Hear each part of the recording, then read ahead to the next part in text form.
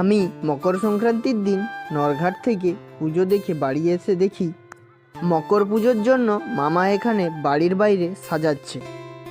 এই পুজো কেনই বা হয় বা কোন ঠাকুরের পুজো হয় সবটাই তোমাদের সঙ্গে শেয়ার করব আমার এই ভিডিওটার মধ্যে। তার আগে আমার চ্যানেলে যারা নতুন, প্লিজ তোমরা আমার চ্যানেলটাকে সাবস্ক্রাইব করে রাখো নতুন নতুন ভিডিও দেখার জন্য।